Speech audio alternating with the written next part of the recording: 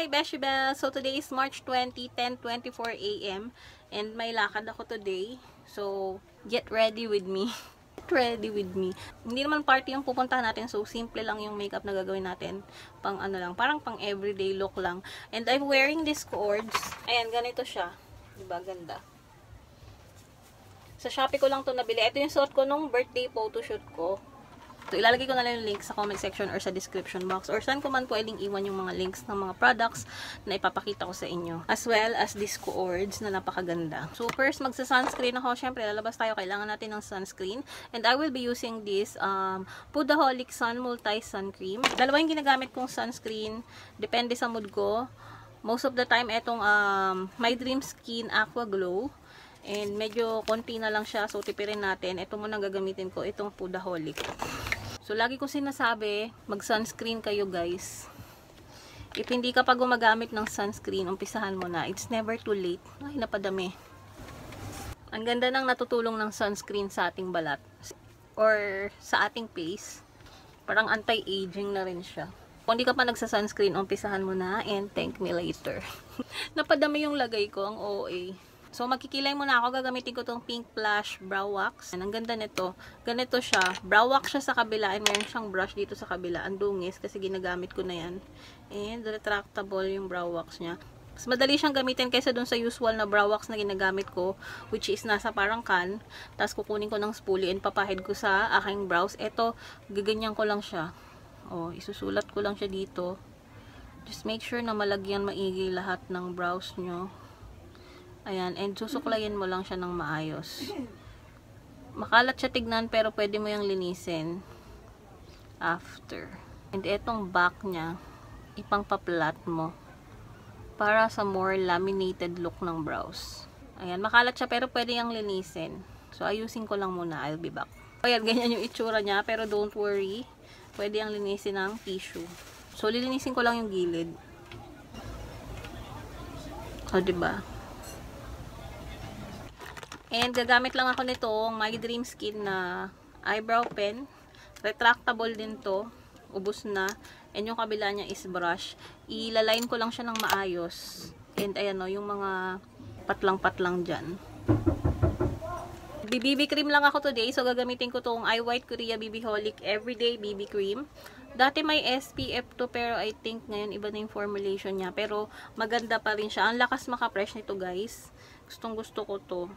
Wala siyang coverage, pero ang lakas niya maka-fresh na mukha. So, tignan nyo. Dito ko muna siya sa kabila ilalagay. And a little goes a long way. Kami akong sumpa dyan sa mukha. Pero tignan nyo. So, ayan, diba? Oh, kita nyo naman yung difference. Mas mukhang fresh to kaysa dito. Pero wala siyang coverage kasi, ayan, nakikita nyo pa rin yung mga redness dyan sa mukha ko. Pero ang lakas niya talaga maka-fresh. So, lalagyan ko lang din dito sa kabila. So, mag-a-add lang ako ng layer dun sa mga problem areas ko. Like, ito may darkness na ganap dito. Wala tong coverage, pero ayan, lalagdagan ko na lang yung ilalagay ko. Para kahit papano, matakpan siya ng konti. And sa leeg as well. Next is gagamitin ko tong Mermaid Island Lip and Cheek Lace Stain. Gagamitin natin to as blush. So, ganito ako maglagay ng blush, pataas. Para lifted yung aking face. And ito na rin siguro yung gagamitin kong parang eyeshadow. Hindi naman tayo magme-makeup ng bongga. Ayan, ganyan ako maglagay ng blush on. Blend lang natin maigi. Maglalagay lang din ako ng konti sa aking eyes. Konting-konti lang para lang magkaroon ng shade. Blend natin maigi. Taas din ng pag-blend. And then gagamitin ko tong another from Mermaid Island Shellye Highlighter. This is in the shade O Shape. Dati shell yung shape netong highlighter na to, pero nadurog ko na siya. So, maglalagay lang ako sa eyelid ko. Dito lang sa center. And then, i-blend natin yan. Para may shining, shimmering, splendid lang tayo dito sa ating mata. Then, magka-curl lash ako. Mag-eyeliner ako ng very, very light. Ito yung Simuse eyeliner. Stamp yung kabila niya. Eyeliner pen yung kabila. So, yung pen yung gagamitin natin. Magla-line lang ako ng very, very light. Yan, ganyan lang. Mascara na rin ako gamit itong Maybelline Hyper Curl Mascara. Very, very light lang din. Ayan, we're almost done. For the lips, ang gagamitin ko yung Manifest Manikiss Lip Tint and yung Riri Cosmetics Magic Gloss. So, pagpapatungin ko silang dalawa. Ito munang Manifest sa ilalim.